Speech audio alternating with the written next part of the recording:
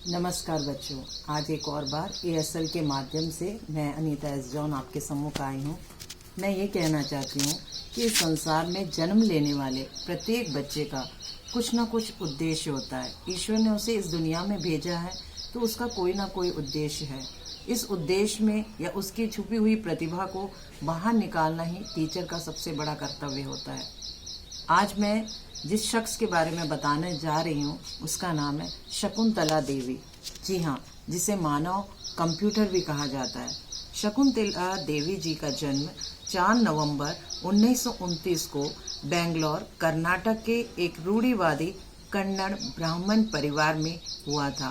पिता का नाम विश्वामित्र मणि और माँ का नाम योगिनी था। पिता के पिता चाहते थे कि ये पंडित का काम करें, लेकिन उन्हें ये कार्य पसंद नहीं था। इसलिए उन्होंने रात को घर से भागकर सर्कस को ज्वाइन किया और उसमें करतब दिखाते थे।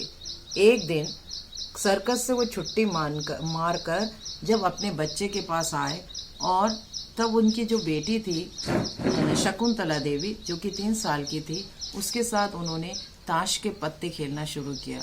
उस ताश के पत्तों के माध्यम से वो उसको उसकी कलाबाजी सिखा रहे थे। तो उन्होंने देखा कि बच्चे की उसमें कुछ अद्भुत प्रतिभा है और सारा दिन जब वो बच्चे के साथ खेले तो एक बार भी उस बच्चे ने, जो कि 3 साल की थी, अपने पिता को जीतने को अवसर नहीं दिया। इससे पिताजी को समझ में आ गया कि मेरी बच्ची में कुछ न कुछ अलग बात है। इसलिए उन्होंने सर्कस की उस नौकरी को छोड़ दिया और फिर अपने बच्चे के साथ वो रोड शो करने लगे और रोड शो के माध्यम से लोग उसके कार्यों को देखने लगे।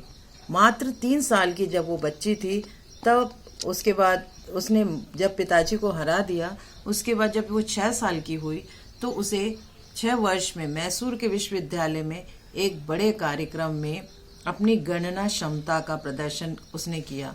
इसके बाद भी वो कई शो करती रही, लेकिन जब पहली बार बीबीसी लंदन के द्वारा एक इंटरव्यू में वो सुर्खियों में आई, उसके बाद वो अपने पिता के साथ लंदन चली गई 1944 में और अनेक यूनिवर्सिटियों में उसने अपना प्रदर्शन किया। लेकिन आर्थिक तंगी के कारण वो बच्ची स्वयं कभी भी स्कूल ना जा सकी। जब वो 10 साल की थी तो पहली बार वो स्कूल में एडमिशन लिया उसने। मात्र 2 रुपये फीस भी देने में वो सफल ना हो सकी, इसलिए उसे 3 महीने के बाद स्कूल से वापस बाहर निकलना पड़ा, क्योंकि वो फीस देने लायक उनकी आर्थिक परिस्थिति बहुत ही खराब थी। लेकिन उसने संपर्क में रहकर अपनी भाषा को हिंदी, कन्नड़ और इंग्लिश में उसने महारती हासिल की। 1944 में वो पिता के साथ लंदन भी गई। उसके बाद उसने आकर 1960 में कलकत्ता के एक IAS परितोष बनर्जी से विवाह किया। लेकिन ये विवाह ज़्यादा दिन तक सफल नहीं हुआ और 1979 में उनका तलाक हो गया। इनकी एक बेटी भी है जिसका नाम अनुपमा बनर्जी है।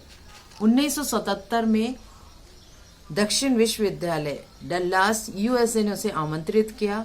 वहाँ पर भी उसने 201 डिजिट नंबर का 23वां रूट बताने में उसने कंप्यूटर से भी कम समय लिया, यानी कि 50 सेकंड में उसने वो काम कर दिखाया। इसके अलावा शकुंतला देवी ने अनेक पुस्तकें लिखी, जिसमें ज्योतिषशास्त्र भी शामिल है। समलिंग कामुकता पर पहली किताब लिखने वाली भी शकुंतला देवी ही थी।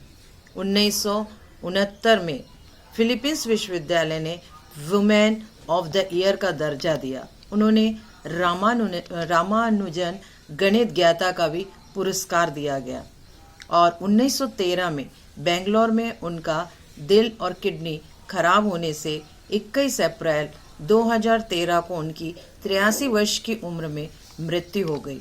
4 नवंबर 2013 को गूगल ने अपने डूडल को उनका नाम करते हुए सम्मानित भी किया।